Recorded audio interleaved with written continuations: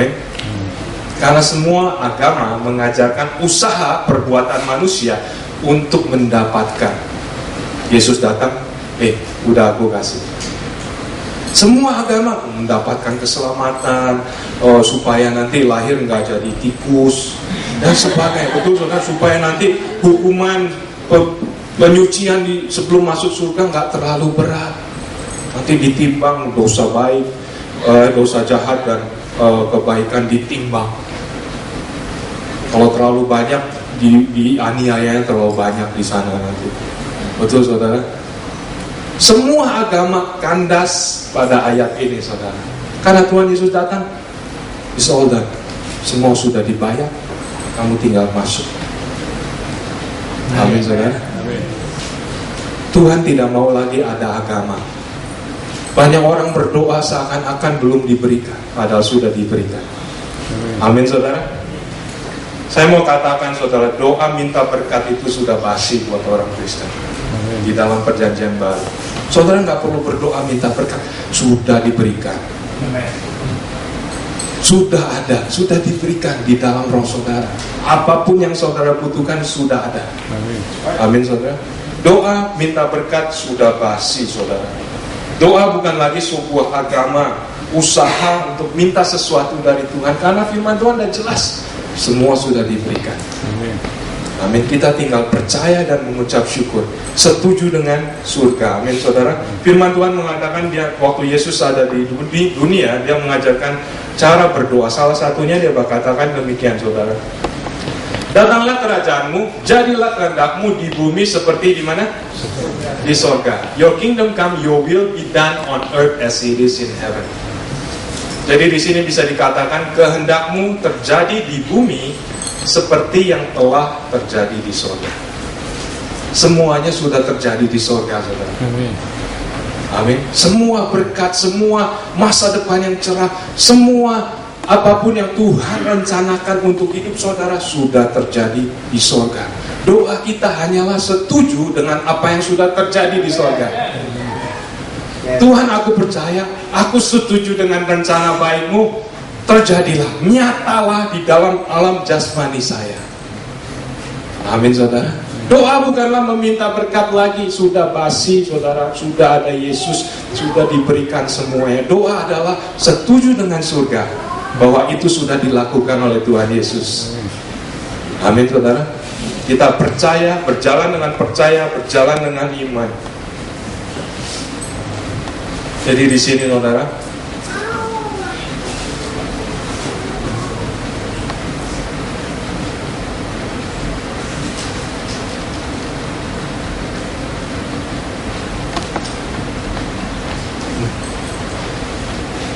balik lagi.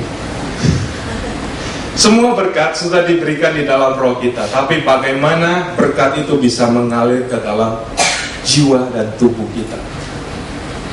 Tadi sudah dikatakan saudara, dengan transformasi jiwa.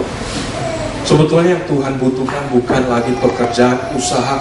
Karena kamu berbuat baik, karena kamu berdoa, karena kamu puasa, doanya aja lebih nungging daripada yang lain, maka aku akan berkati engkau. Enggak begitu lagi saudara, karena semua berkat sudah diberikan.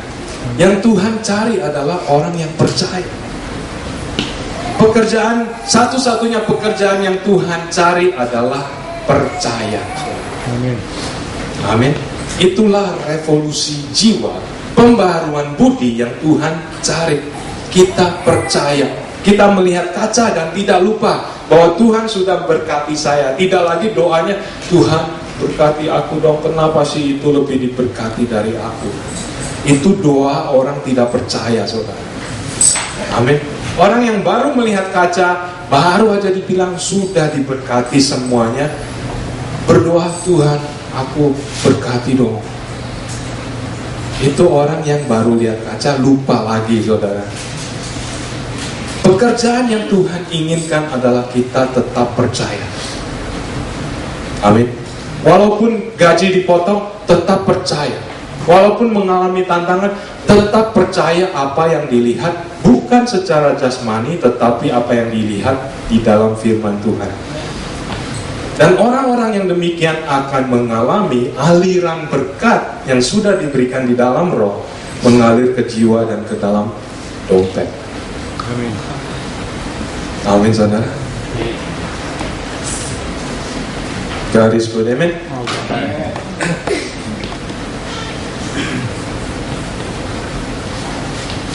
Kadang kebiasaan orang Kristen tuh menjadi tradisi yang sulit dipatahkan, saudara. Betul? Walaupun udah ngerti, diajarin, udah diberi berkat, seringkali doanya balik-balik lagi begitu. Betul, saudara? Saya nggak tahu dengan saudara, tapi seringkali saya juga mengalami demikian. Oh iya ya, padahal baru ngajar begitu, tapi kamu begitu lagi gitu ya. Nggak tahu itu cuma pendeta atau jemaat juga begitu. Saya rasa jemaat juga begitu, saudara. Betul? Ulat sebelum dia menjadi kupu-kupu, dia harus menjadi kepompong. Di dalam kepompong, ulat itu sibuk ya. Oh, tiap kali makan. Banyak wanita tidak suka ulat. Ada juga cowok yang takut sama ulat. Betul, karena aktif gitu, goyang-goyang, geli gitu. Makan terus dan sebagainya. Tapi setelah dia menjadi kepompong, dia diam. Dia berdiam diri, saudara. Sesuatu terjadi, revolusi terjadi di dalam dia. Ini gambaran revolusi jiwa, saudara. Revolusi jiwa itu nggak kelihatan, saudara. Mungkin di dalam diri saudara sekarang terjadi revolusi jiwa. Oh, firman Tuhan bilang begitu ya. Terjadi pemugaran tradisi-tradisi yang lama. Oh, ternyata doa saya salah. Gak mau doa begitu lagi, kayak orang gak percaya. Kayak orang menghina Yesus, seakan-akan Yesus belum berkati saya. Mulai terjadi pemugaran di dalam jiwa. Diam-diam sih duduk, cuman terjadi pemugaran. Mulai terjadi pemikiran-pemikiran baru terbentuk di dalam. Oh, kalau gitu saya berdoanya mau seperti begini. Kalau begitu saya akan mengalami demikian, berubah cara pola pemikiran saya. Terjadi revolusi jiwa di dalam diri kita, di dalam kepompong. Betul, saudara? Dia berdiam di sana, saudara. Bayangkan dari ulat seperti ini bisa jadi kupu-kupu, gimana caranya, saudara? Kalau tidak terjadi pemugaran, bentuk-bentuk tubuhnya dipugar, dibentuk suatu yang baru. Nggak bisa, saudara. Orang Kristen seringkali bertanya, mana janji Tuhan? Mana buktinya berkat-berkat Tuhan? Kok saya nggak merasakan? Kok saya selalu orang yang sial? Saya selalu orang yang ditolak cewek? Saya selalu orang yang dipecat? Kenapa? Mana buktinya? Perlu suatu pemugaran jiwa. Amin, saudara. Perlu suatu percaya akan firman Tuhan, sehingga berkat Tuhan bisa mengalir menjadi nyata di dalam tubuh kita. Amin, saudara.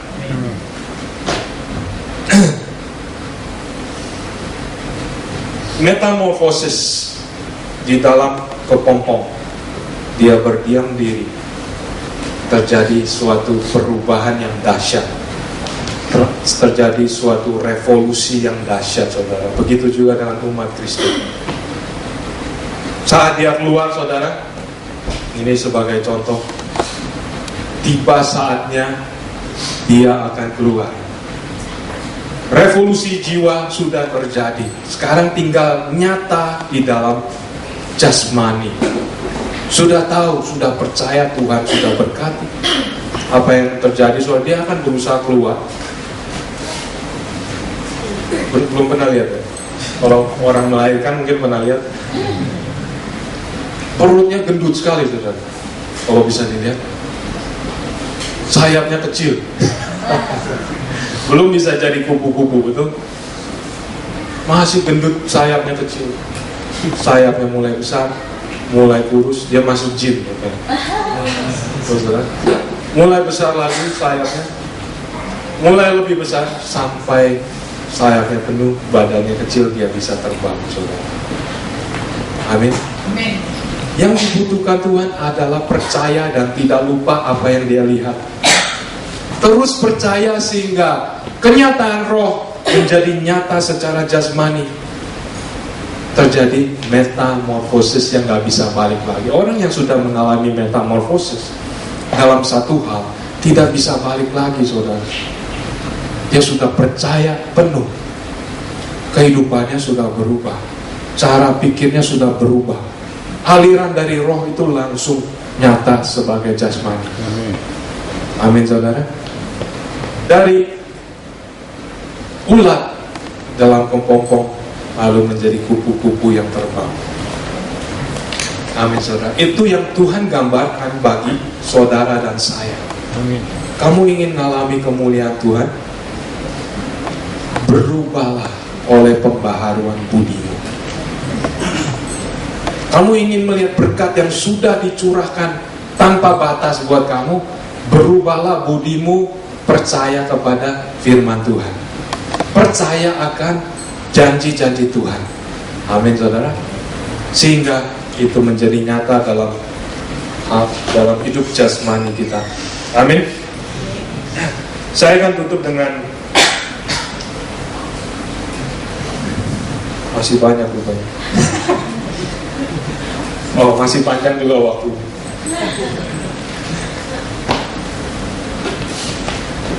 Saya akan tutup dengan beberapa.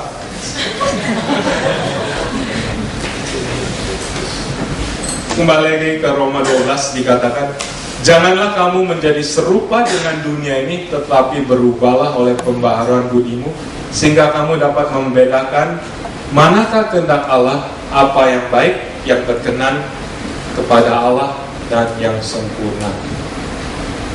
Amin, saudara. 2 minggu lalu worship leader kita Mika mengenai cerita tentang seorang pasangan petani. Saya nggak gitu ingat, jadi saya kira-kira aja ya. Ceritanya ada seorang pasang petani, mereka nggak punya kendaraan, jadi jalan waktu hujan-hujan, atau siapa gitu, pegangan tangan gitu ya. Lalu mereka lihat di hujan-hujan, jalan di jalan, lihat orang naik apa? Motor. Oh, motor dulu ya. Mau ceritain gak? Tolong deh. Tolong ceritain.